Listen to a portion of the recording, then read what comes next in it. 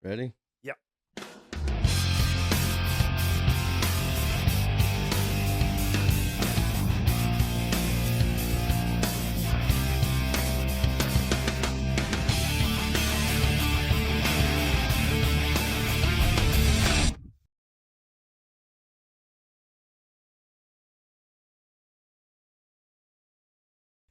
Welcome back to Stunt Stories. You know, I always get a smile on my face when I hear that intro because it was from a guy that was the drummer from a band called Foreigner. Ron Wixow is his name. Still doing tours and laying down tracks, but he came up with that whole riff for that, and I was like, "Damn, that's good." At least I thought so. That's amazing. It's worked out. We're using it. Yeah. I like it. And it's got a good backstory to it. Oh, you know? yeah. Yeah. It's real cool. What is it, Hollywood Stuntman? Is that the music video? That's the music video. You could go see it on YouTube. Yeah. Hollywood Stuntman. What did you say?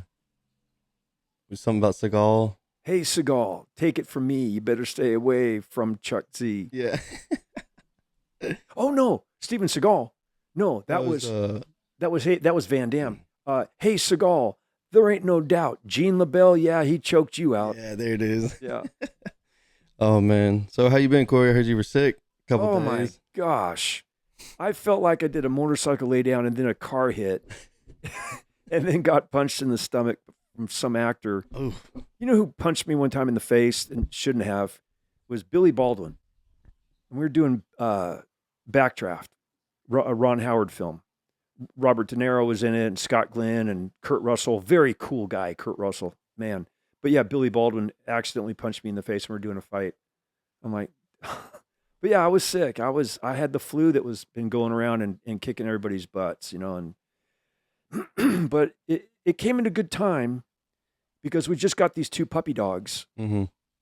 They need no attention at all. You know, None at all. Okay. Yeah, they don't poop in the house. You don't have to get up at 3 a.m. to go clean it. So, you know, I knew I could get a good night's sleep, and and then my wife just got a little pony. And so what's always great is when you're sick to your stomach and, you know, your eyeball, it feels like their thumbs are in the back of your eyeballs and you got a massive headache, that the pony gets out. And we know that the other horses don't like that little shit. So they chase it and then they try to kick it. And Sally's screaming and the twins were all trying to get this pony that doesn't want to be caught in the middle of the night. And it was cold. I think it might have been like 1 degrees. It was chilly. Yeah. But yeah, I actually today's the first day in about maybe a week that I feel good. Yeah. So maybe the whole thing's behind me. I hope. Let's hope. Yeah. With some whiskey? Yeah. Knock that sickness out. Yeah. That can do it. I have some back there. I have a bottle that hasn't even been opened yet. Oh no. What kind? I don't know. Let me go grab it. No, it's okay. It's okay. Maybe we'll just do that another time. Yeah. Maybe we shouldn't be promoting any whiskey yet. I don't know. There's gonna be a time. Yeah, somebody's gonna be like, "Hey, we see our bottle back there. Yeah, we'll definitely sponsor." Because I am a whiskey drinker. As am I. Yeah. So might have to go drink me some. My throat's kind of scratchy right now. If you want, go grab some. Did you get me sick, Corey? I might just come in the room. I told you. You breathed on me. You came in. You're like, "Hi." But you said that you had the sickness before. Yeah. Right. Mine was just more like I was just like congested. I was blowing out nasty stuff. I was hogging up nasty shit. Oh wow. Yeah. Sorry to hear that. Yeah. That's what I felt like when I smoked cigarettes back in the day. So I was like, yeah. I haven't smoked cigarettes in years. So you're saying you're a quitter? For that? Yes, I am. I'm a quitter. Now, I do have. Oh, remember? Here's that picture of you jumping. Yeah. And there's Al Wyatt. Al Wyatt Jr. That is just, and it's so funny. I think I mentioned last time, he said to me, he goes, "How come you didn't wave? I was looking right at you." I'm sorry, my attention's that way. Yeah, I was looking where I was going, Alan. I'm going like, 60 plus. I'm in the air, 200 feet later, you know. Yeah. You know that there were, that was in 06, 2006, there was 118,000 people. That was the biggest Duke Fest there ever was. Yeah. And I'm not saying in any means or any way, shape, or form it's because I haven't been back since. But after that, it plummeted. It has never been the same. And I don't know. Everything kind of runs its course and becomes, Mm-hmm. I think. But yeah, it was something else. And I had been working on Transformers, the first one. I think it was the first one. We were in Alamogordo, New Mexico, all nights, and just exhausted, and then flew in to come do this. And actually, I was going to pass on it. And I remember Alma, Ben Jones, who played Cooter, his wife Alma, really produced these Dukes Fests. And I'm like, yeah, I don't know if I could. Oh, Corey, we really need you to. There's a lot of people, you know. I'm like, okay, I'll show up. And then I walked in. Yes. I'm like, holy smoke, she wasn't lying.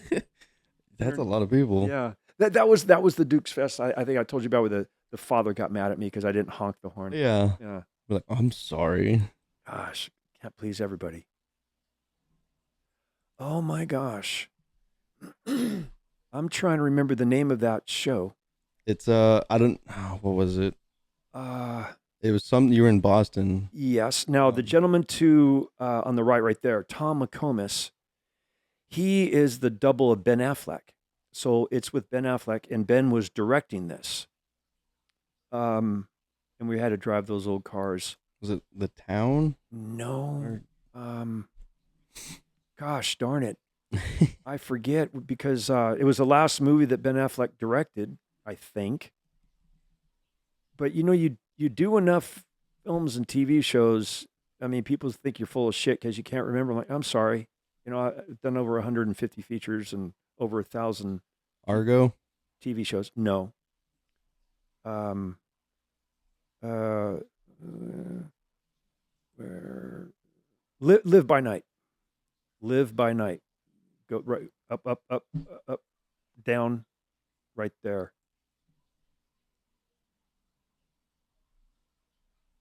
Yep, that was it. Live by night. Really don't have any incredible stories to tell about that particular movie for me. Nothing crazy happened. No, just had a good time. It was just fun. I like those old movies like that. I thought that would be so cool to act in something like that, dressing like that, in the Yeah. old cars and hey, Shane. Yeah, you fall into some character. Like, who the hell are you? Yeah, Call me Gus. I'm good. Yeah, that was a good time. And I've never seen the film actually either. I don't think I've seen it either. Joe was once a good man. Well, oh man, that outfit though, man. Yeah, and we were still cold. Really. I remember you talked about this one. Oh yeah, that was here in Texas when I did the stunt stories. Yeah. Came out and I saw that auditorium and took a shot of it to say, I can't believe that they're actually going to have me do this, tell some stunt stories. It wasn't just all for me. It was, they had other people, other actors and directors. And who was that director? Oh my gosh. He did, oh shoot, I forget the name of the movies he's done. You'd be like, oh really? There's this, at the time, pretty famous director, and we flew in together, and they picked us up in a limousine and brought us there. And gosh, I forget. Doggone it. The Tap House, whenever they get their new building open, I think it'd be cool to have a night where you go and do a Stunt Stories live. Oh, I'd love to. That'd be cool. Because I'm cool with her and stuff, and I'd get her to post it on their Facebook, like, hey, he was in the original Dukes of Hazzard, Fall Guy, Cobra, all these movies and shows and stuff. If y'all have any questions or anything, we'll have it. He comes up and he'll talk for a little bit, and then, I've got tons of footage to show him. The other thing I think is fun is because I get asked, I fly a lot, so I'm on the plane, and whoever you sit next to, and sometimes you have no conversation at all, but I always talk to people, in the elevator and stuff. My kids are like, Dad, you don't know them. I go, but I do now. Yeah, that's her. She's like, Yeah. you just know everybody, and I'm like, I just like talking. Yeah. What's wrong with that? Being, Yeah. you know, I like when my one daughter Tanner and I were flying from Dallas Fort Worth into LAX, and I said, we flew into John Wayne Airport, and I said, before we get on the plane, we have to compliment 3 women on their fingernails. She's like, Dad, I go, yeah, it's a must. It's bad luck if you don't. And so through the process of finding women, you know, like, hi, how are you doing today? Oh my gosh, I love your nails. your nails are the most beautiful I've seen. You know, it's just fun stuff to do. You know. And you change somebody's day too, especially like, you know, she might have just got her nails done. She's like, man, I don't know about these. Then you're like, oh, you have beautiful nails. And she's like, thank you. And then Yeah. like, you just made that person's day. You know what else I do, and I'll tell you because I'll do it right in front of you someday, and you're like, yeah, he told me he did that. We're in a restaurant, and waitress comes up, and usually hopefully it's an older woman, or whatever store we're in, and you're dealing with this you know, elderly woman, and I go, oh my gosh, your hair looks so beautiful today. Oh, thank you so much. I go, because the other day it was bad. It was a disaster. And then they get all offended. So like you give them this big compliment and then you just rip it out from underneath. It's calm before the storm, huh? I love doing that with people, especially like comedic wise, you know, like you telling them something, they're like, oh, and then you flip it and they're like, oh, Okay. yeah, you are messed up in the head. Yeah.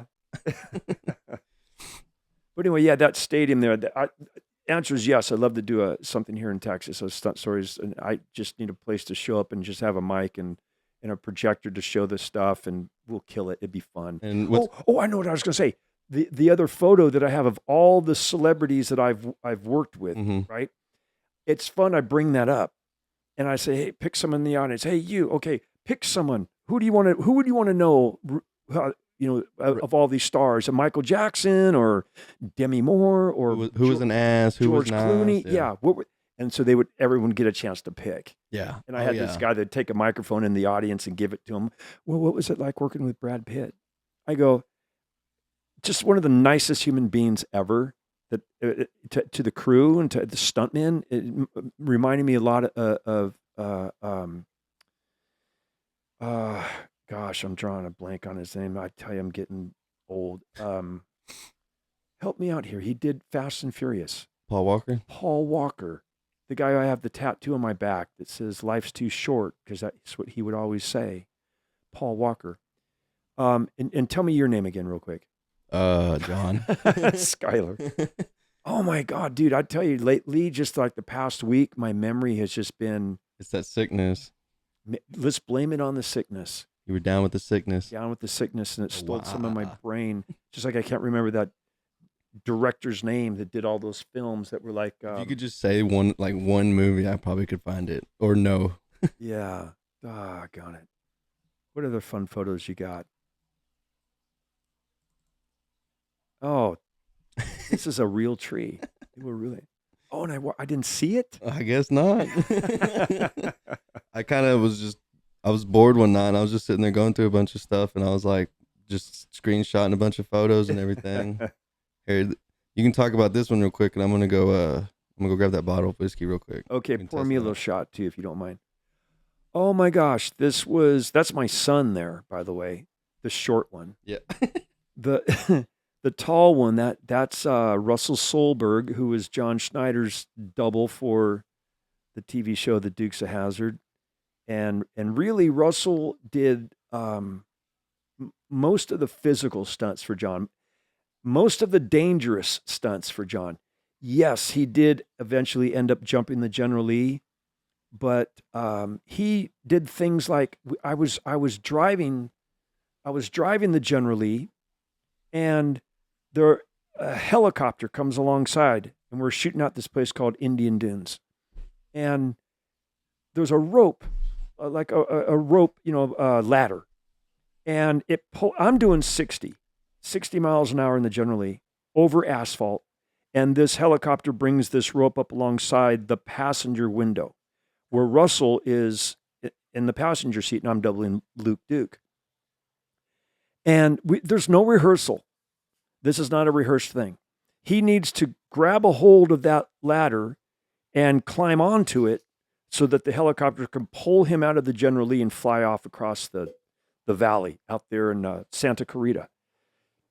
No rehearsal, no pads, and I couldn't believe when he went and he just grabbed a hold of the first rung that he saw, that the cue came over the walkie-talkie from Paul Baxley. Now jerk him out of there. And the helicopter just banked off to the right, and I just saw cowboy boots go out the window.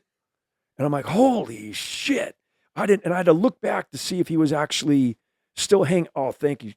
Cheers to you. Thank you, Skylar. And so with now typically in the film industry, doing a stunt like that, you're going to have a harness on, and you're going to get clipped in. So if you lost your grip, you wouldn't fall. Russell had nothing but his own arms and hand strength. Thank God he was a professional steer wrestler, and that's what he would do every weekend. He would grab a hold of a 450-pound steer and hang on to it. So when he grabbed a hold of that rope, and he said later on he heard Paul say, "Now jerk him out of there," over the walkie-talkie. He just grabbed on like he's hanging onto his steer and had to win, Cheyenne, Wyoming. But he said after he flew out there, now he's flying over Magic Mountain and doing this. He's 400 feet in the air, and you start getting tired. And he's like trying to, adjust his grip. And finally, he got his foot down on one of the rungs, and then they came in to land him and bring him down. But yeah, so that's Russell. But yeah, back to this photo we have on the screen here. This was on the General Lee's the 25th anniversary of its first jump ever. Gosh, with the memory again. It was either in Covington or Conyers, Georgia. I forget which, because I've jumped the General Lee in both, Covington and Conyers. But anyway, that was my son right there coming in to say, "Oh, Dad, you're okay." Because we didn't have any weights for the trunk, the vehicle to counterbalance it. Mm-hmm. And it just did a big lawn dart and flipped over, and didn't hurt. It wasn't bad. But yeah, that's where that photo's from. And how's your son now? What do you think of the whiskey? It's got a bite to it. Yeah, I've never tried this before. Yeah, that's good though. It's not. I'm not going to say. It's actually it's a good taste. I'm not going to say it's smooth though. What's that? Tarleton Wrestling. It's what? Tarleton Wrestling, like the college here. Oh, really? Yeah, one of the people. He's been to the tap house, and I think they have a bottle there. But my buddy bought it one night, and he's like, "I don't know if I'll drink it here. You can have it." And I was like, "All right, cool." I was like, we'll drink it on the podcast one day. Yeah, So. yeah, and here we are. And I know you like whiskey, so I was like, okay, I'll save it for him for sure. If you want any more, just let me know. Okay, cool. Thanks. These are those glasses that kind of like that don't fall over. Nope. Perfect. Well, I'm sure you probably could knock it over if you drank half that bottle, but yeah. That's cool. And your son's name's Casey, right? Casey. Yeah, and I got Casey into the film business for a while. We actually worked on a Transformers movie together. He did a bunch of films and TV shows, and just didn't like the consistent inconsistency of it. Right. And he went back to Detroit with me, and Phoenix, Arizona, and Los Angeles, and I tell you, there's really was a relief when he decided he wanted to just work for his stepdad in the hardwood floor industry. It's not just safer, it's more consistent. It's, there's some stability there with knowing you've got a job every week. And also, I know of other stuntmen. Ronnie Rondell, his son Reed, was killed. He was a stuntman. He's killed when he was 23 years old on a TV show called Airwolf. Did I tell you that already? I think you've talked about Airwolf. Yeah. Reed Rondell was one of the most natural, talented. If you ever had a competition to be an all-around world champion stuntman, he'd win it every time because he could do everything. Right. And we did a show together, a feature film called Daryl, D.A. Daryl, in Tampa, Florida. we did a 3-car stunt together on a bridge. And he and Mike Tillman are going to hit these pipe ramps. And we're doing 65 miles an hour on this bridge. And I'm jumping a car. Now, I know that when I land, I'm going to be able to steer my vehicle a little bit, one way or the other. When you're doing a pipe ramp and you're flipping and tumbling and you're hitting and going, you don't have control of the vehicle. And the side rails were only like the height of a K rail. They weren't very high at all.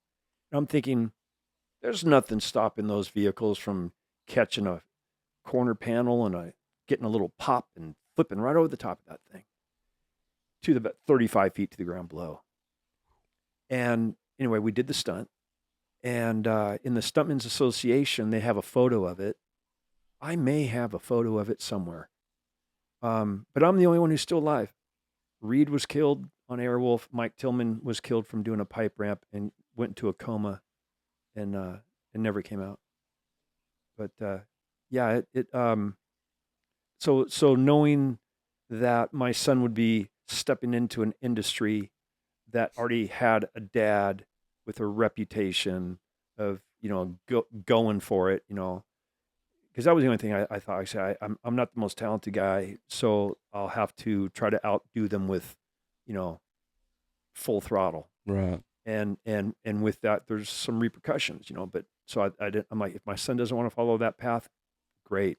Yeah. I don't have to worry at night, Yeah. That's cool. And is he back in Detroit, or where's he live now? He's in Los Alamos, California. He's still in Cali. Right on. I got a couple more pictures of you and him, so I'm sure that the next one will probably be. Actually, I'll pull up one of them. Don't look at any of these pictures, Corey. I've never seen them before. Oh, where are they at? Let's just go to this one. That's me on the left. That was from Terminator Genesis. Is that the fourth one? I don't know. We were in New Orleans with Arnold Schwarzenegger. And that crazy thing that I just thought there's a friend of mine, Scott Romine, who loves all that shit. And I'm like, I got to take this picture for Scott. Terminator Genesis. And I actually doubled Arnold Schwarzenegger in that movie. Did you? Driving a armored truck. Yeah. Yeah, crashing through a building into a store. Oh, I do have one video. Oh, I forgot about this. Let me see if I can find it real fast. See, what's fun about this is it's not predictable. I don't know where we're going to go with this stuff. Yeah, it's like my ADHD. It's everywhere. Yeah, going down memory lane. Which one was it?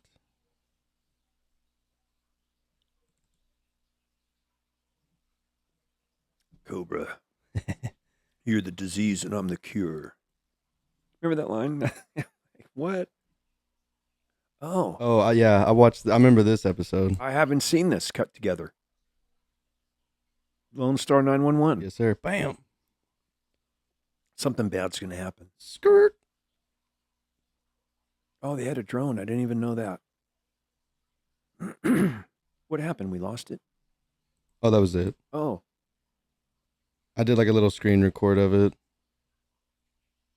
Can't it rolled. Can't get in trouble if they can't hear it. Yeah. They, or you go, hey, I'll tell you what, that Lone Star 911 is such a great show. You guys got to see that. We're promoting the show. It's with Rob Lowe. It was so funny, though. I think I was telling you about this when I did this. I live in Texas. This is supposed to take place in Texas. Yeah. But I got to fly to Long Beach, California to do a stunt that was supposed to take place in Texas. I know some of the scenes I'm going to sit there and I'm like, that's not Texas, bro. You'd be dying in that heat or something. Yeah. Like, no, come on. I've been here my whole life. Yeah, that armored truck was a thumper, man. That was not comfortable. Oh, is this one? Oh, Get Carter. Yeah. Yeah, I got nominated for a Taurus World Stunt Award for this show. Doubling him. And is that a Cadillac? That's the car I drove. Yeah, we had fun on this chase. Yeah, because you said it was you and your buddy was in the other car, right? Yeah. And also my good friend Spiro Rosatos was the second unit director who shot all this stuff. He's very, very gifted action director. I'm gonna show you something because when this is like the type of person I am. When I'm watching movies like this, I catch those little details and I'm like, What did you catch? you'll see, because I can probably pause it right on the same spot. This was the show I was telling you about when Al Wyatt Jr. jumped the car behind me. Yeah, That's who I did the chase with. Alan was behind me. who's that guy? Yeah, that looks like Corey. Hey, that ain't Sly. That's not Sly. Yeah. But dude, that's I like that slide right there. That was, and then boop boop. Yeah. That was a good handling car, and it was a little downhill camber, and it gave you a chance to show off a little bit. But yeah, that was a fun chase to do. And it's funny because I'm like, yeah, here I am doubling Stallone again, driving down an alleyway again. Right here, this is the shot when I straighten out that Alan came and landed on top of me from behind. Right? Yeah, we did and Right. That's why they couldn't use it, because he crushed my car. How does this end? I wonder what's the longest car chase in the history of filmmaking. We'll definitely investigate on Yeah, that. because this might come in either first or second. So long.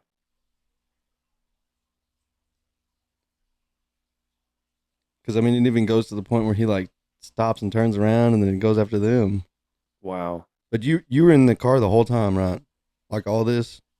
Wherever you don't see Sly, that would be me. Yes.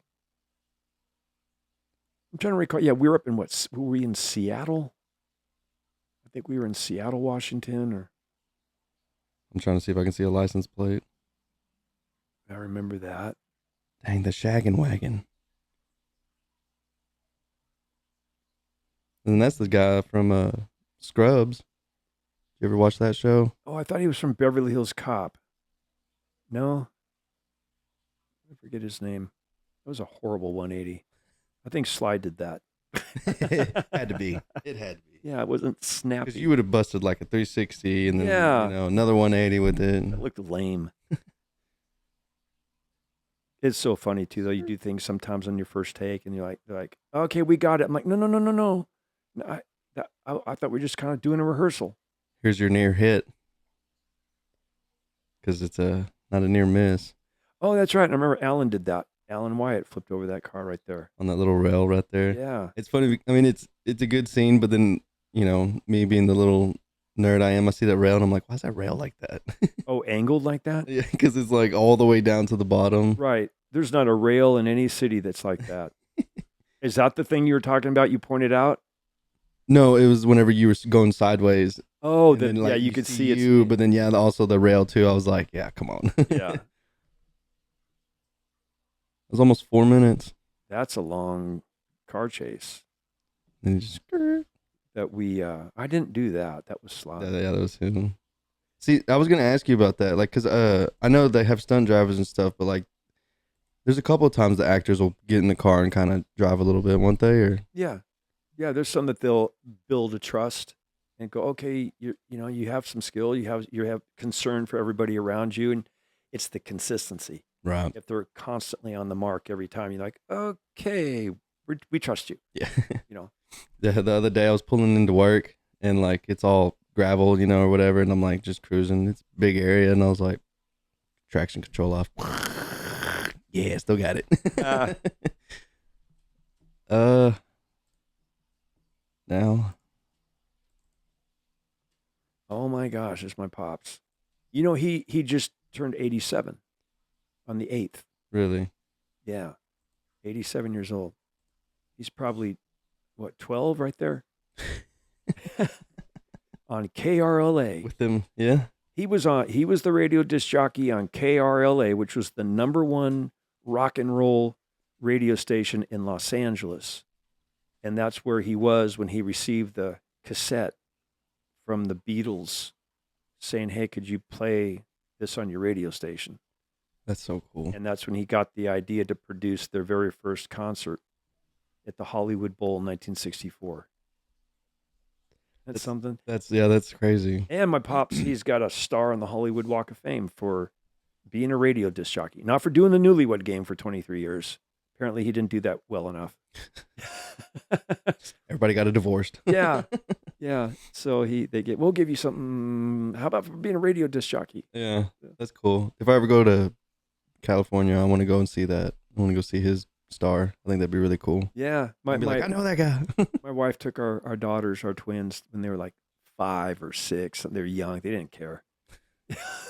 That's your grandpa's star on the Hollywood Walk of Fame. Can we go home now? You know. How do your daughters feel about you being like the stunt man and stuff? They don't. I'm their dad. They don't care. Yeah. But then their friends find out, or you know, give you an example. My son, when he was growing up, same thing. And then I did. Gosh, the name of the freaking film. It was like the stoner movie of the year. Dazed and Confused. Oh, Pineapple Express. Pineapple Express. That's what it was. And they were like, your dad worked on Pineapple Express. And like, yeah. Yeah, but he's not James Franco. Chill out. Yeah. But then they found out, you know, I did all these movies and stuff. And all of a sudden, your children only think you're cool if their friends do. Otherwise, you're just dad. Yeah.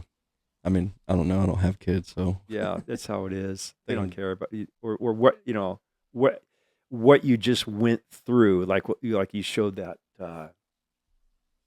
armored truck.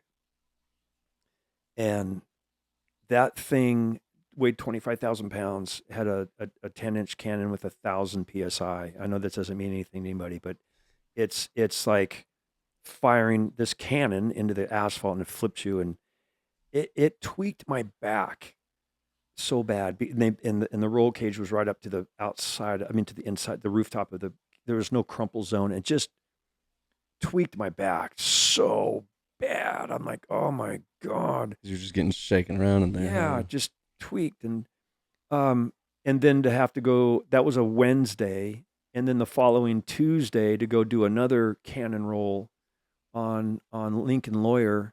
That flipped over 6 times out into the desert, and that one gave me a mild concussion. It was just, you know, you shake your brain inside your skull too hard, too often.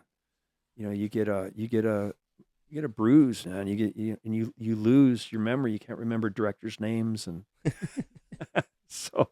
But your kids don't care. You know, Dad, I was great. Okay, good. Can I have $50? Yeah. Why are you walking funny? Oh, just trip coming up the walkway. Yeah, you know. pulled a hammy. I'm okay. Yeah, I'm good. Stallone. There's a good story behind this. Y'all all kind of look the same. You know, here's now. Yeah, this for me, this was a big deal because it had been 35 years since he and I had seen each other. Right. And I was sitting in this vehicle that he was going to climb into, but he was talking to the director. Yeah, there we are, 1985. With Terry Leonard, legendary Terry Leonard, the stunt coordinator. But I hadn't seen Sly in 35 years, and he's looking at me, and I'm dressed like him, so he knows I'm his double, but he's trying to be respectful and listen to the director, but he keeps looking over at me and listening to the director. And finally, the director... He's like, who's that good-looking guy? Yeah, finally the director finishes and walks away, and we make eye contact, and I point right at him, and I go, didn't you do a boxing movie years ago? He goes, oh, Corey, I thought that was you. And I get out and we give each other a big hug. And he goes, you're still doing this? I go, oh, I'm still doing this. You were doing this when I was in high school. Okay.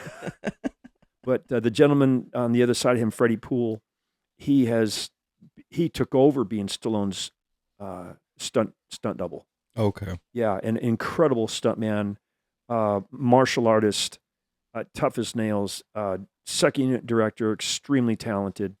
But Sly's doing a little trick there with his shirt. He pulls his shirt like that so you don't see his belly. Because when he's not doing that with his shirt, kind of looks like me standing up. He's got a little belly real estate. You got my grandpa call it a dicky do because your stomach sticks out further than your dicky do. Oh my gosh, yeah, that's either a very big stomach or you're deprived in the other area. My stomach's not that big. But yeah, it was so. And real quick, then on that day, Eric Norris, Chuck Norris's son, Mm-hmm. was working with us, and happened to call. And so he's on his cell phone. Yeah, hey, Dad. No. Hey, guess who I'm with? Yeah, I'm working with Sly. No way. Yeah, let me talk to him. So he hands over the phone to Sly Stallone. So you got Sylvester Stallone and Chuck Norris having a conversation. Well, that just shuts down your production. You can't do a shot. No. Your lead actor is now having a conversation with his old buddy while you're supposed to be filming, right? You're gonna tell him to get off the phone with Chuck Norris, Right. Yeah. the guy who pushes the earth every time he does push-ups. Yeah. The earth goes down. Yeah. He doesn't go up. He pushes the earth down. So anyway, that was a fun time for me on that show. This was Tulsa King, wasn't it? Yes. Tulsa King. Great. Such a Honest to great God. show, dude. I loved it. I know. And then on the end of season 2, I was like, hurry up. I know. It's such good writing, and he plays that character. Who else would play that? No. Nobody. You know, it's maybe back in the day when De Niro was kind of that, but Not now. not now. Mm-mm. He can, He just, I don't know. He just puts off that like I'll kick your ass, but then he's also got like that, like he's like, I got a heart still, in a way, you know. yeah. I like that. It's You gonna be in season 3? If they need any vehicular stunts, I would sure hope that Freddie Poole would call me. That'd be cool. But Better call him, Freddie. yeah, Freddie. Actually, he did. Oh. Actually, he did, and I was working on Lioness and couldn't go. He wanted me to go and do a little, not a car chase, but some car footage and actually go out with a separate unit and shoot it for him, and I couldn't make it. So, but I mean, Freddie can also drive. It's got to be something pretty intricate, involved. But Right. I like how like y'all both have like the tats, two. yeah, they put the tats on you. It's funny because sometimes I've had tats on my neck, on my face, and all that stuff. And then you get off work and you're tired. You just want to drive home. And I'm like, I can't make it. I'm too tired. I got to pull into a 7-Eleven or someplace and get some coffee. And you walk in and people look at you. And I'm like, I've even had blood out of my head. There was fake blood. Mm-hmm. I just didn't want to go in the makeup trailer and have them take it off. I just wanted to go home. Right. You forget it's there. Trust me, I'm working with shit, and sometimes I get it on me, and I'm like, dude, I don't care. I just want to fucking go home Yeah. So I don't and care. burn these clothes. I don't care what they think. Yeah. Yeah, that was a good day, great show, and highly recommend it. You definitely look a lot more fit than he does. At least you don't have to pull your shirt down. Yeah, at least I'm not pulling my shirt out. I probably would have to now, but That'd be really cool to get him on the podcast. yeah, that's not impossible because two ways I could get out. I could call Freddie Poole or his brother Frank, who I used to box with.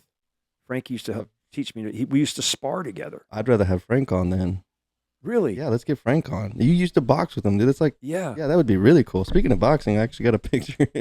You're gonna love this one. How'd you get these pictures? I got my ways. Wow.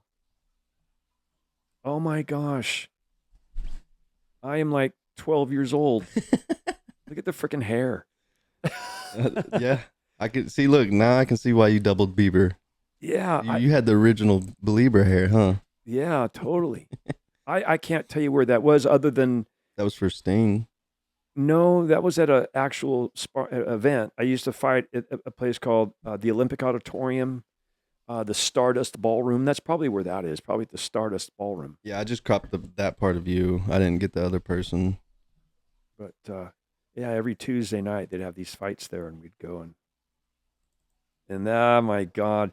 Now that's actually, you turn that right side up because Yeah, I'm so we hanging could- upside down. Yeah, so we could, See get a who it little is. bit- Yeah. Oh my gosh. Hold on. I've got the video. On a rotisserie. Or it might have been I think you sent me the video. And they were spinning me. It's this one. Yes. Called Hollywood Adventure. It was a Chinese film that never released in the US. And look at that. It really looked like he was there. They did a good job of making it look like because there was nobody there. Yeah. But what was challenging for me on that was the cannon pole. We had to put a trench plate on the ground. Yeah, I'm looking at him. And he's like, what? Are you what? Hey. That's just funny shit, isn't it? Oh man. That's just funny. I have the video too where he's not laying there like it's the original or whatever and stuff like that. But your thing was like that when they tell you not to hit the building, so you're like, Yeah. Well, yeah, that was luck. yeah. It would. I'd love to say, yeah, that was all skill. Driver. Okay, hold on. Let's cut it. Ready? No, that was all skill, right, Corey? 100%. Yeah. Yeah. I practiced that a couple weeks ahead of time.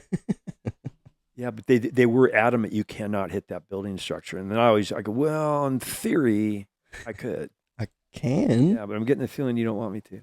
Who the hell? Looks like the lead singer of Nickelback. What Look was at this that photograph? for? Was that for Mayans? Maybe. I don't know. It could have been. I think I just went on your Instagram and just kind of got a bunch of photos and stuff. Oh yeah, there's some crazy. You never know when you go into there. You go. You never know. Josh Holloway, that's who I'm doubling on. Duster, another good film, TV series, Netflix that's going to come out. Oh, so this isn't even out yet? No, but already the reviews that they send it out, screen it, get some some feedback. Right. Everyone's like, "Oh my god, this is great storytelling." It's back in the '70s.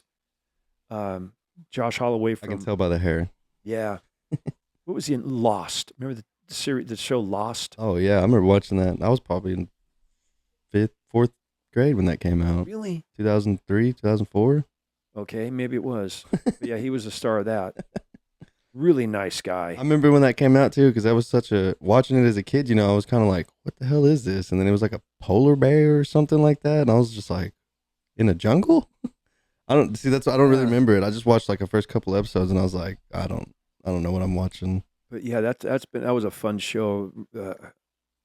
Troy Brown, call him Tugger. He was a stunt coordinator and shoot second unit, and just phenomenal stuntman, just incredibly talented all the way around. Maybe in a little bit. Thanks. I got this one too. What is that? This one's a rabbit hole. Oh, okay. It's pretty good. High gold. Yeah, maybe in a bit I might have some more of the what you just fed me. But yeah, that's going to, I hope I'm not speaking, without knowing because I haven't seen it. But from what I've heard, it's really gotten powerful reviews. Like it's called Duster. Duster. Okay. And I drive that red car behind me is a Plymouth Duster. Well, let's see if they have anything out on it yet. That was me doing that reverse 180 right there. Now, Josh Holloway, he can drive. Yeah. He's actually very skilled. But Troy Brown, he likes to invent these pretty complicated maneuvers and situations and stuff. And oh, it's going to be on HBO Max. oh, what did I say? Netflix? Netflix. Same thing. Yeah. I like this whole new format of the streaming where you could sit down and just watch like 5 or 6 episodes in a row if you want to. Oh yeah. like they'll release like a season or whatever, and you can kind of just binge it. Yeah. But we're bad. We'll wait until like 2 or 3 seasons into a show, and then we'll start it. So Yeah. that way we can sit there and not suffer for 6 months or a Yeah. year waiting for the next block to come out. Yeah. That's why Tulsa King, we were kind of like we're like, damn, it's such a good show. But then I was like, damn, when's season 3 is going to be out, Now, this photo here, do you know where that's taken? Dubai. Yeah. How'd you know that? Because you kind of look like people from Dubai. No, I'm just kidding. No, like I said, I kind of just, Yeah. I did a lot of Okay. research. So, Well, I don't know the name of the actor, but apparently the actor I am doubling is more famous than any American actor. If you look at the world, more famous. Who's the most famous actor we got right now? Who's at the top? You said, guess. shit. I'm sure, Robert Downey Jr. Okay. Chris Hemsworth. I don't know. These Yeah. like people like, that's what I can think of. But I'm thinking of like superhero movies because it's like they play that everywhere. You Yeah. know? But this guy is the most famous actor, I guess, in the world. And I can't remember his name. I hope he doesn't see this and get pissed. Oh, well. Yeah. If he gets mad, he can call in. Yeah. Dang, now I want to try to figure out what movie. Oh, wait. Go down to the one of Michael Bay and I leaning against that car. I thought that was so funny at Michael Bay, Corey Eubanks. Is there a stunt we haven't already done? I feel like he said that and you looked at him like, Yeah. huh. We're trying to come up with an idea. Because that's some of the times he and I would just step off to the side and just, make up shit. Well, what can we do here? We did that in London. He's like, he had like 45 minutes to kill. And he's like, hey, Corey, see this intersection? What can we do here? We can flip a car over and then have two other cars come and hit the nose and the tail end and spin it like a top. We can do that? I go, yeah. If we had 2 cars and a ramp. And so the next thing you know, we're building ramps, and I'll show you that footage. I have that. I'll have to send that to you. Okay. We actually did it. And it's like, did you get to drive that car? oh yeah. Oh my God. What was that like? Awesome. Oh, fast. So cool. Yeah, I bet. There was one thing that would, if you turned it too much, the wheel wells would hit the tires. Because you too sharp, and you're like, and not much clearance on the front end. Like when we were on you could see the scoop on the front. But yeah, just a freaking awesome car. Oh, I bet, dude. See that I would love that kind of car. And why did that go away? I don't know. Yeah, should have just left it at that. I know. That's the Bumblebee. Yeah. Not the other one. Now, you said you worked in all Transformers movies, and you worked in Bumblebee, the movie? Did you drive that around? I worked on Bumblebee, driving the original Camaro over the Golden Gate Bridge. I think it's the opening or the closing. I never saw the movie, but that's really all I did in that whole film was drive the Camaro, and it was kind of surreal because they shut down the Golden Gate Bridge, so I could drive across it. That's so cool. With this helicopter coming, and I'm like, and I've done a lot of shows in San Francisco. I've crossed over the Golden Gate Bridge many a time. I used to do a TV series up there called Crazy Like a Fox, and I shot Inner Space and Hulk and a bunch of shows. But to have the Golden Gate Bridge all to yourself, be able to turn around and go the wrong direction to go back to your number 1 starting position, you're like, who's going to arrest me? Yeah. Who's going to stop me? Yeah. That's so cool. Oh my God. Dukes of Hazzard. I look like I'm 10. You do look pretty young there. 10 and a half. Now, Mike Ryan, the other guy, he was one of the best motocross racers in the world. Phenomenal stuntman. He's no longer with us, a great loss, but man, just an unbelievable stuntman. Wait a minute. I say that he's no longer with us. I don't know that for a fact. So, what was his name? So, Mike, if you're still with us, buddy. Mike what? I'm sorry. Mike Runyard. Sorry, Mike Runyard. Is he still with us? He doesn't say. Yeah, I should go into how close, how tight we are as buddies.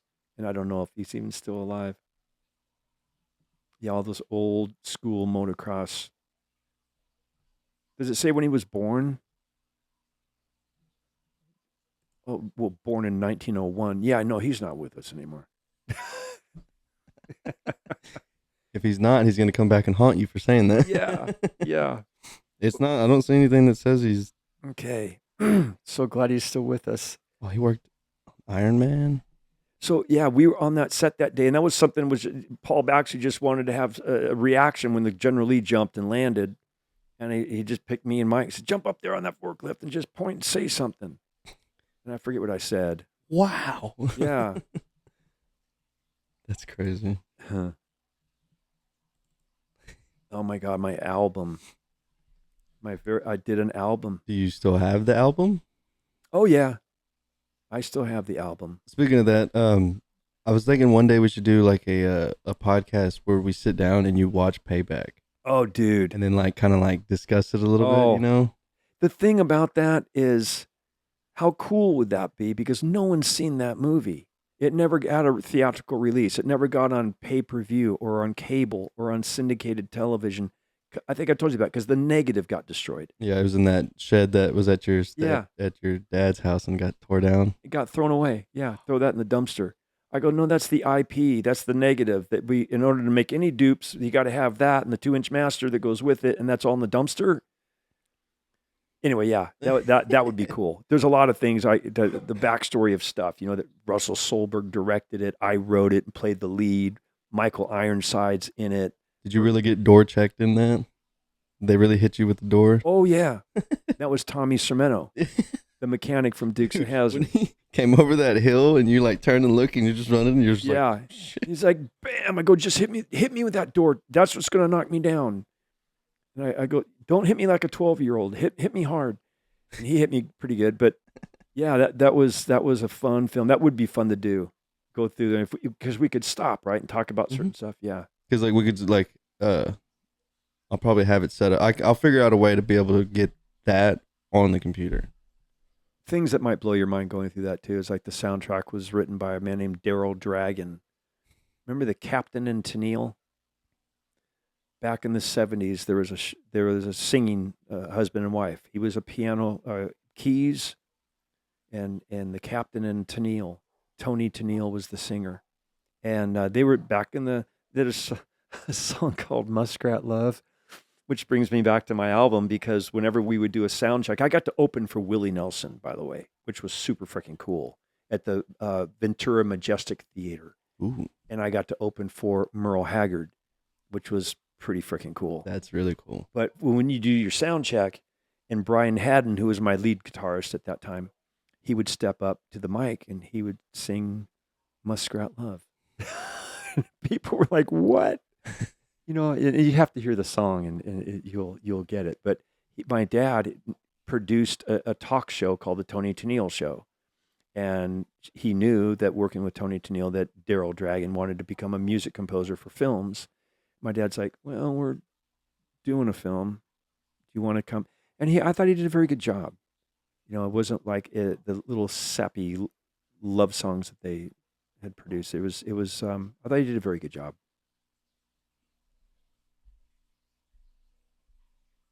Oh my gosh! Wow, that's Ilya Popov. Now, Ilya Popov, he's the guy on the right. That is one of the most successful special effects men ever. Today, the last time I worked with him, I was on Beverly Hills Cop 4. But we've done so much stuff, SWAT and just all kinds of films and TV shows together. Yeah, he's an incredible man and very talented and very nice. Doesn't work because he needs the money. He works because he loves. It's his passion. And yeah, just an incredible man. That's Ilya really cool. Popov. He looks like every one of my dad's cousins. He's that man that when, and I watched it, I witnessed it, that when other special effects men are on the show, and he's there, because he came to visit when we were in Detroit on Beverly Hills Cop 4, that other special effects men will come up and ask to have their photo taken with him, like a freaking rock star. Right. And he'll he'll go out there and take a photo, and That's so cool. yeah, so what a great guy. I actually did a few years ago. I did a Stunt Stories with him, and didn't even dive in deep enough. He's another guy we should get back on Him, the show. what was his name? Eddie Hernandez. Yeah, And Eddie's a great cat, man. what you called it? It was Simon Rhee. Yes, he's a legend. Yeah. Simon, did you research him? A little bit, yeah. And then listening to the podcast and stuff, him and Eddie, I was like, man, these guys sound cool as hell. Oh my God, they got great stories. Oh, I bet. Heck yeah. It'd be cool to have it to where y'all can see each other too and be like, Yes. hey, you gotten old. And it's like, hey. Yeah. Oh yeah, they say something, and I'll be like, that never happened. Yeah. You can see my facial expression now. Yeah, That's so cool. that'll be fun. Last, Oh my gosh. Last picture for this segment, and then we'll kind Okay. of get off of it. May I explain this? Yes, please. That was just a thing I felt like doing that day. This wasn't for nothing. I just felt No, like just you know, to know. sometimes you're like, I just want to go walk around like Elvis Presley. Hey, mama. This was for a TV show we did called Lethal Weapon. And I was, what's funny about that particular show, I think I mentioned it to you, I was killed 7 times. Yeah. And that was one of the characters I played when I was killed on that show. Was the Elvis Presley impersonator. You still got that outfit? Oh God, yeah. That's so You don't get rid of that. No. Yeah. You're like, no, all the clothes I wear in every movies are my clothes, and it's like, oh, What was funny was the other stuntman that was working with me. He was also an Elvis Presley impersonator. We were shooting on Hollywood Boulevard, and you're walking around the crew and whatnot. These tourists would come up and ask if they could have a photo with you, and they would give us $5, and we took it. yeah, Give me the 5. thank you. Yeah. And the crew members are looking, going, wait a minute, he's with us. He's not here trying to. 'Cause there's people that'll do that on Hollywood Boulevard. They'll go down dressed as a superhero or something, like you're at Universal Studios, and people tip them, give them money, $5-10 to get a photo taken. Some of them people have some really cool looking costumes out there. Yeah. Like I've seen the Batman one. He's all dressed up and he looks like Batman, and it's like, that's crazy, dude. Yeah. Like, I wish I had money to just go buy that kind of suit and go stand out somewhere and be like, hey, Yeah. take some pictures. But yeah, that was that. But yeah, I got killed 7 times on that show. I actually skipped a couple. Yeah, that I couldn't believe that. This guy came up and handed that to me. First of all, in my defense, that guy, the little plastic thing, I'm not that tall. That looks way too tall. No, does That's that look like life-size. me? I hope not. Looks like Robert Downey Jr. Oh yeah, Yeah. and you know how many of those they've sold since 2019? Like 4. I think you may be close. I think 3. Yeah, I don't know. You have one? No. I was just say, dude, if you had one, that'd be so cool to put up behind you. Those pictures, though, that one I had the other day. Yeah. I guess this action figure is supposed to be whatever this character is. Maybe so. Yeah, because the tie is kind of close. You're like, that was just my normal suit. We were on the red carpet. Yeah, gosh, who makes a little doll figure of you? What do you do if you have a little doll like that? I'd squirt it with lighter fluid. Yeah. Here, do a full burn for me, Corey. Yeah. This is the type of stunt I'll never do. Yeah. Oh, there's Tommy Sermento, the mechanic from Dukes of Hazzard. Is he still kicking? Oh, yes. Need to get him on. Yes, we can anytime because we could promote his book. Oh, yeah, that would be really cool. He has a book. That'd be cool to have in the background. Yes. Vietnam vet, worked the pilot from the pilot of the show all the way to the last episode. Nobody knew more about a 69 or 68 Dodge Charger than Tommy Sermento. That's so cool. Great guy. Where was that at? Well, it's right there. No, that's in a restaurant in Nashville, Tennessee, that I obviously don't know the name of. Yeah, that was kind of a dumb question. Yeah, I don't know. We were somewhere, and I was putting peace signs over his head. I still got a couple more photos in here, but those will be we'll get to those later. Oh, okay. I was gonna ask you something earlier.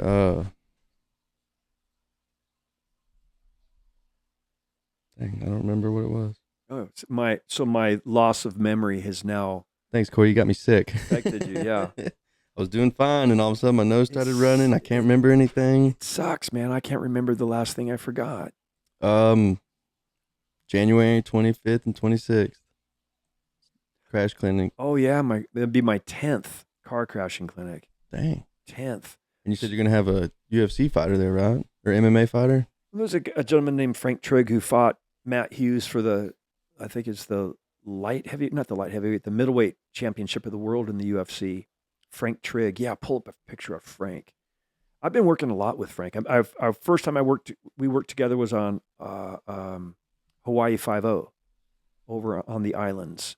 And then we've been working on the Lioness together. There he is, Frank Trigg. Yeah,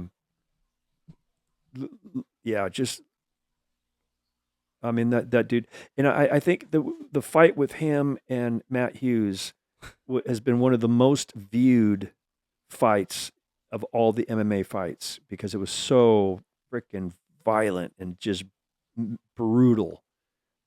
But But yeah, now he's also a referee. He works as a ref on a lot of fights. But he great man, extremely intelligent, fun guy to be around. Is he? And where's he at? He's based. Is he out of Texas? No, he's in California. Oh, okay. He's in yeah. Look at him. He's yeah. He was a fighting machine, man. If you're stout and bald and taller than me, I'm gonna try to be your best friend because I know you're gonna kick my ass. I'm trying to be your best friend. I'll be like, hey, cue ball. Like, well, who said that? Who's that guy?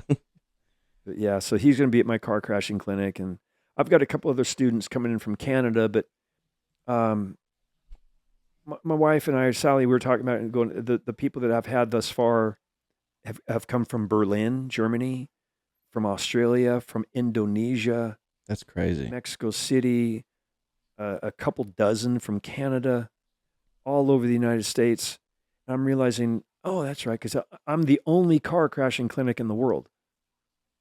No one teaches this shit. It's like, how do you learn to do pipe ramps and jumps and cannon rolls, and not just how to do them, but the equipment to use so you don't get injured, and then what to expect from the preparation of the vehicle. Right. So there's these three phases that I try to teach, all about the safety first, because you want to have a career. That means you don't want to get paralyzed or killed. Right. And so you got to, and I'm a big believer in repetition is the mother of all skill. And it's what gets me sometimes with some guys tell me they went to a stunt driving school. Like Rick Seaman is probably one of the most respected, him and Bobby Orr, as putting on stunt driving schools. But to say that you went to Rick Seaman's school for the weekend and now you're a professional stunt driver is like me saying I went to the NBA camp over the weekend. And so if Michael Jordan ever gets hurt, let me come in there. I got you. Yeah. I went to camp for a week. I went to an NBA clinic. I went to a car crashing clinic. No, it's just, but not having the knowledge at all, your chances of succeeding are very slim. Your chances of hurting somebody on the set are greatly increased. So I feel good about it because I'm getting too old to continue doing that stuff, even though I did 3 cannon rolls in 24, which is a lot for a year, and crashed countless cars. Hell of more than I've ever done. Yeah, so far. Well, in this new year, who knows? Yeah. But yeah, it's a profession that I think someday we're going to look back in our rearview mirror and go, oh, yeah, remember when we used to.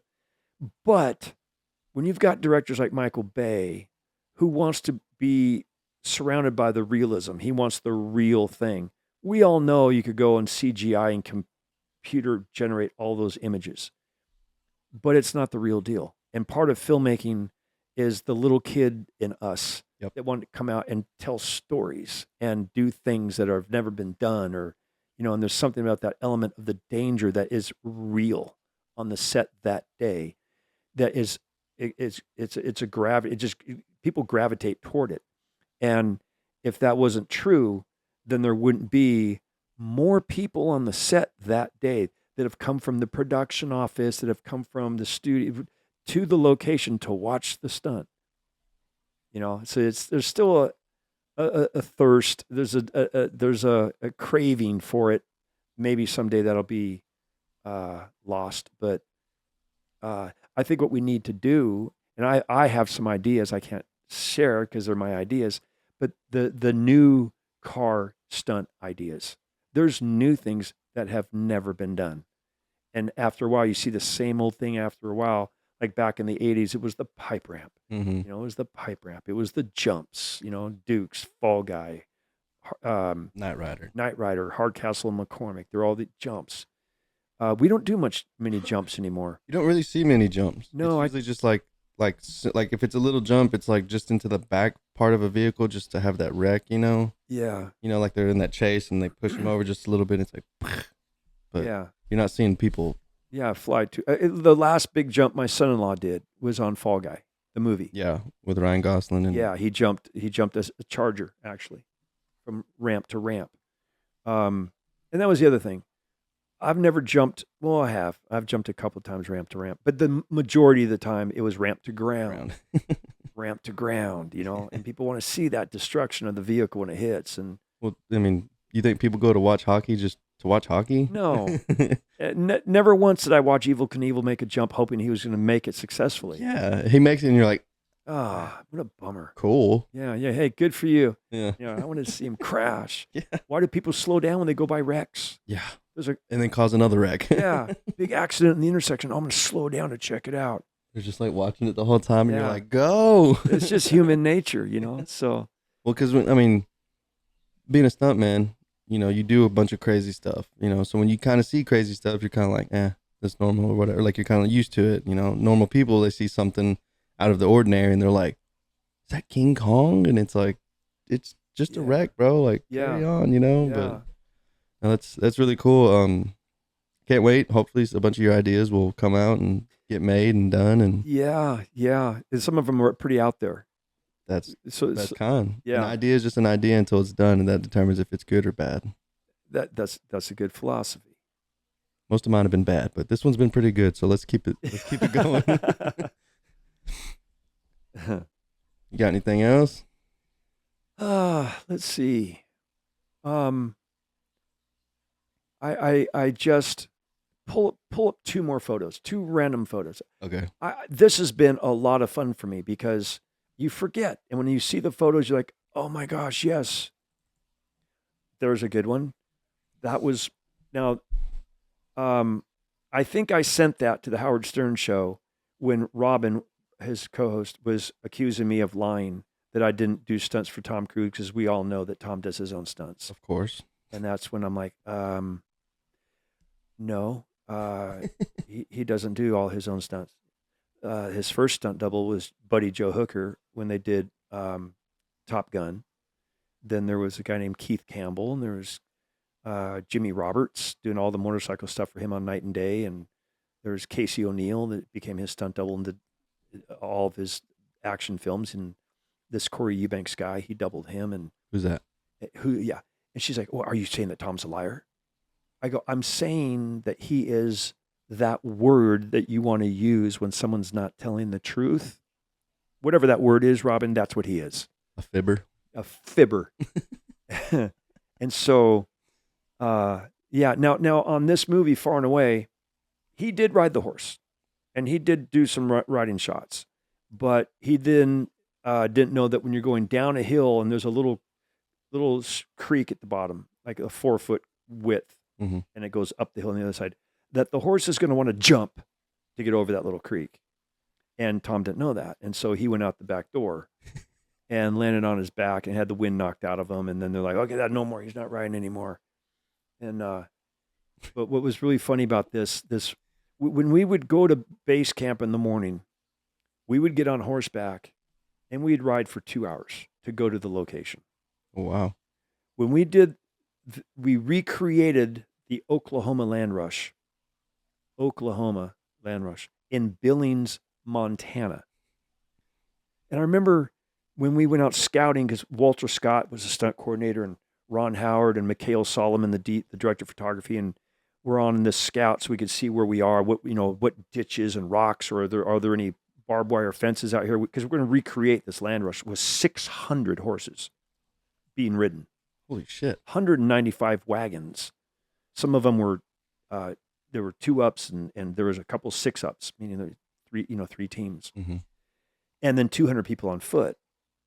And we're out there scouting. And I remember Ron Howard rode up alongside me and to talk to me about using his dad, Rance, in this movie that I did use him in.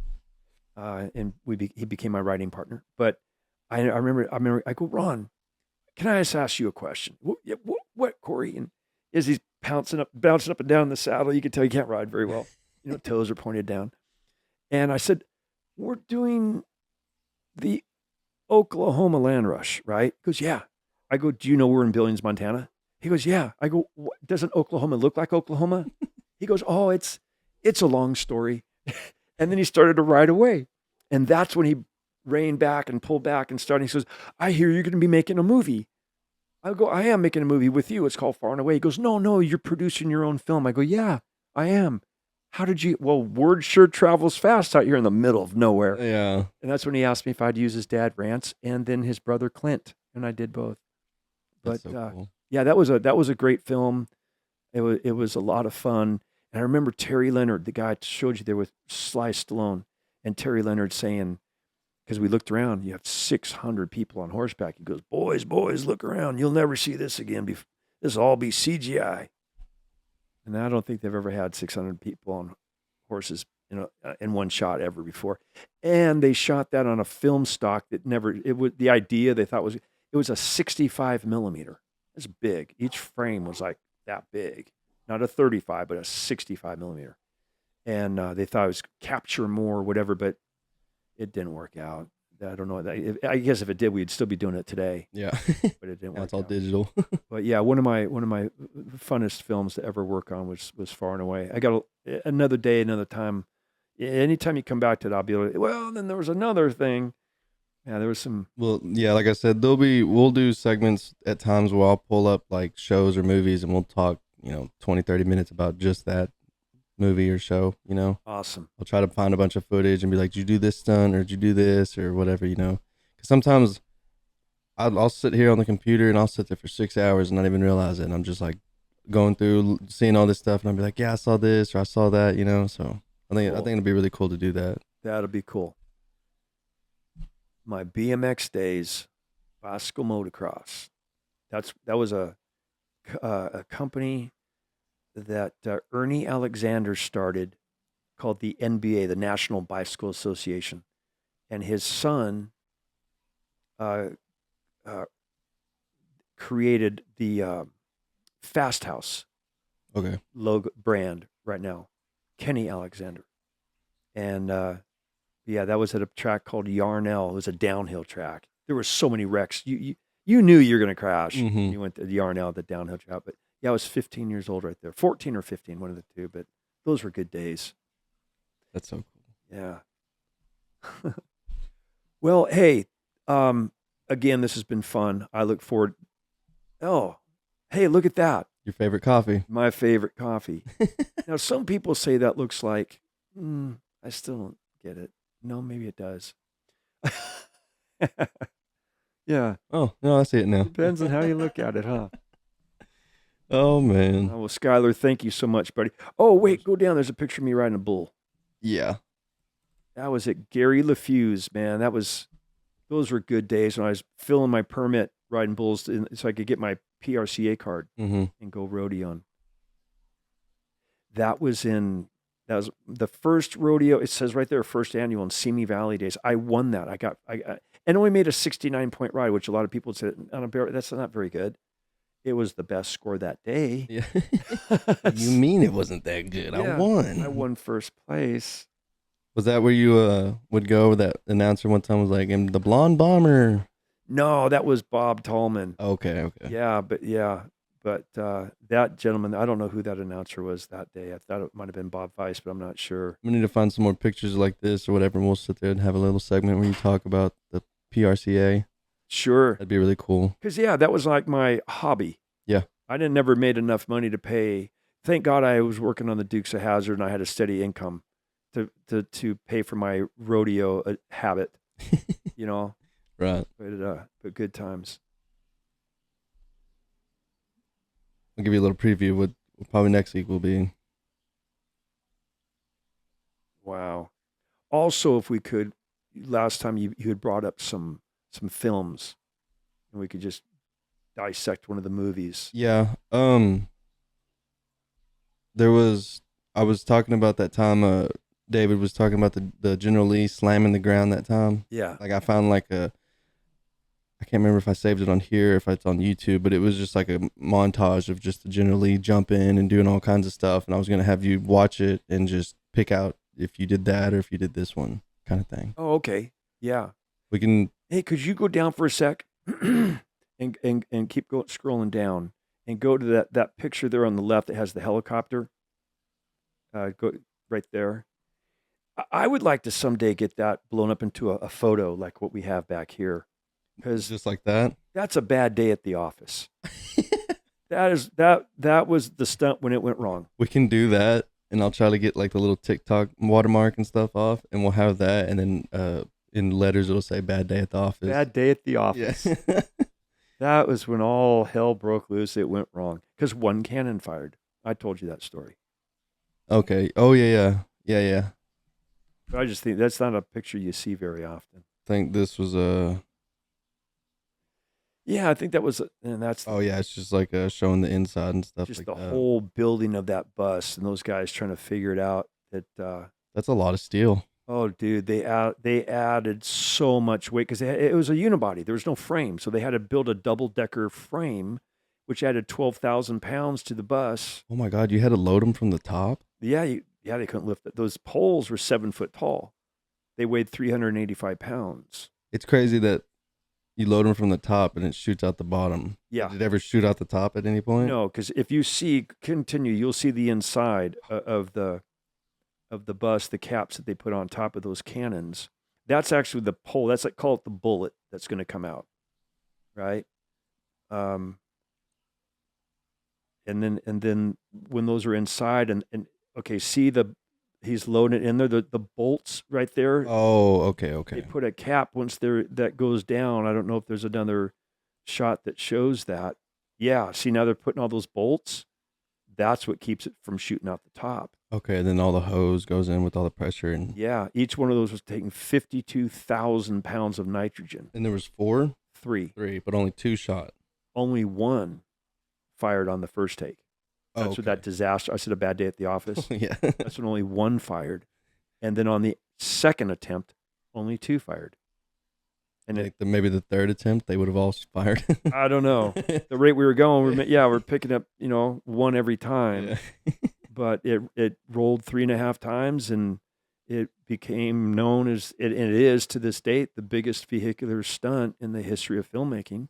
As far as the size, the mass, the weight, it's the biggest. I mean, dude, that's a big fucking bus. That's 42,000 pounds. That's 21 tons. And we were talking to these physicists about it. Hey, if you took 21 tons and you flew it down the highway at, let's say 60, and you threw it up 7 feet in the air so it can spin, it hits the ground, what's that impact going to be?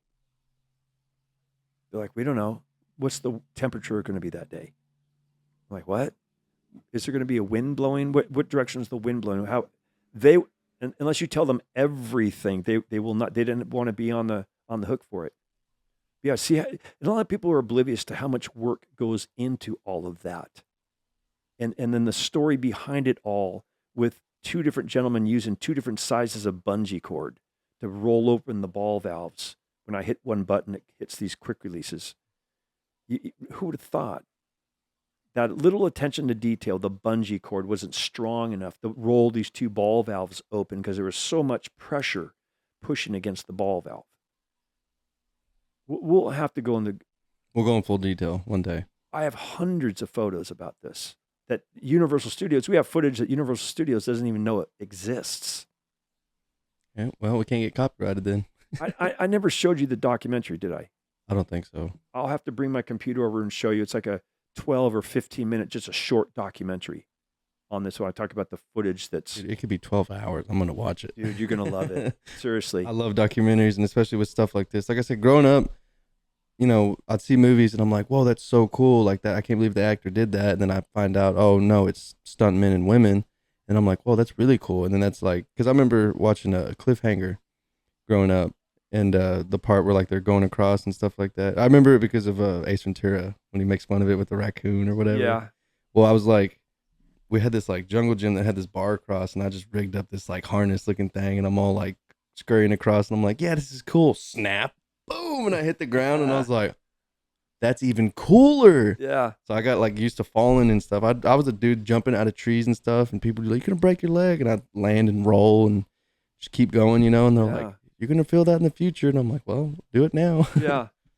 That's why I skateboarded for 10 years, you know, so I'm a Hey. professional at falling. You are. You learn how to not hit hard. You disbursement of energy. That happen. whole rolling and stuff. Yeah, shit, that comes in handy. Like right when if you're falling backwards, I do know you're supposed to kind of, if you can, try to let out the air, like blow it out before you hit, so that way you're not like when you hit the ground. Yeah, I know some stuff. You know, I mean, my brother used to ride bulls and stuff like that, and I tried to get on one day, but they weren't bucking bulls that day, and I was like, ah, damn it.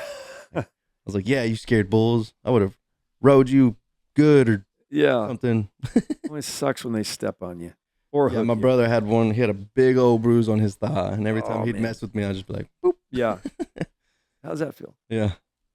Well, hey, again, Skylar, thank you. This has been fun. Of course, man. It's been fun for me, and I hope as we progress on doing this that more people viewers, you know, enjoy hearing these type of stories. And I think a lot of them will enjoy being able to see you too.